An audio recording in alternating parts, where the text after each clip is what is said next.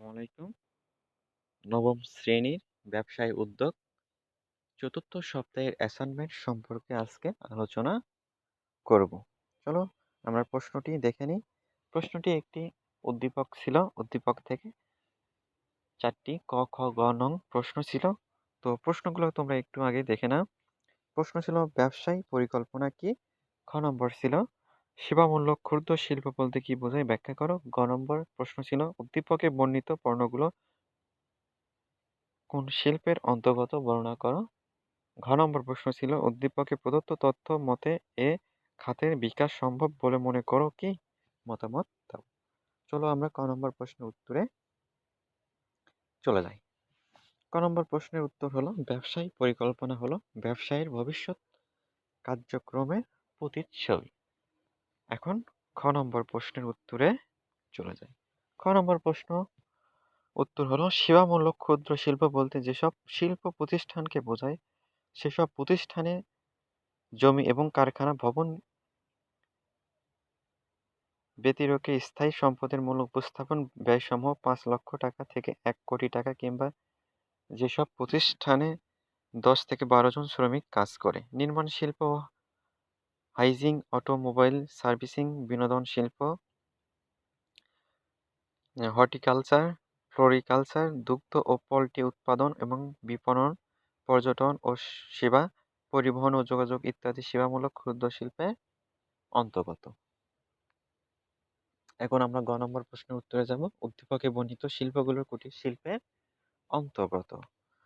তো স্বল্প মূলধন ও ব্যক্তিগত নৈপুণ্য নিয়ে পারিবারিক সহযোগিতার উপর ভিত্তি করে যে শিল্প গড়ে ওঠে তাকে কুটির শিল্প বলে।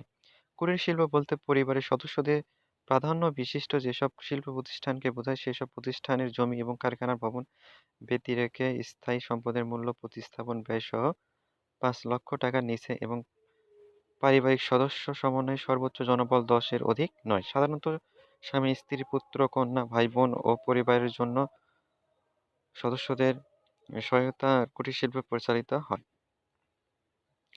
তারা পূর্ণকালীন ও খণ্ডকালীন সময়ে উৎপাদন বা সেবা কাজে জড়িত থাকে। ছোট জায়গা, স্বল্প মূলধন, ব্যক্তিগত নৈপুণ্য, সৃজনশীলতা, কারিগরি জ্ঞান এবং পারিবারিক সহযোগিতার উপর ভিত্তি করে গড়ে ওঠে কুটির শিল্প।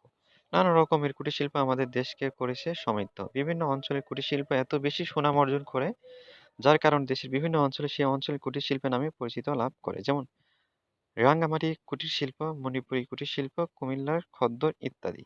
সুতরাং বাংলাদেশের বর্তমান আর্থসামাজিক অবস্থার প্রেক্ষিতে কুটির শিল্পের গুরুত্ব অত্যন্ত ব্যাপক। এখন আমরা ঘ নম্বর প্রশ্নের উত্তরে চলে যাব।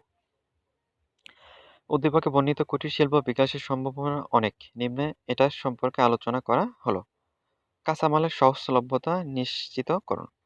সাধারণত যে জাতীয় কাঁচামাল যেখানে বেশি সেখানে এই জাতীয় শিল্পগুলো বেশি গড়ে ওঠে।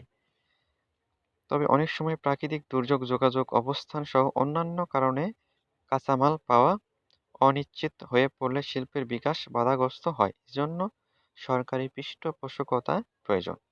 বাজারের নৈকট্য। উৎপাদিত পণ্য বিক্রয় ও বিপণনের জন্য প্রয়োজন বাজারে। আবার কাঁচামাল ক্রয়ের বাজারও কাছাকাছি থাকা উচিত। কাঁচামাল ক্রয় ও উৎপাদিত সামগ্রীর বাজার নিশ্চিত করা গেলে এ জাতীয় শিল্পের বিকাশ ত্বরান্বিত হবে। ৩ নম্বর পয়েন্টে আসি, শ্রমিকের পর্যাপ্ত যোগান।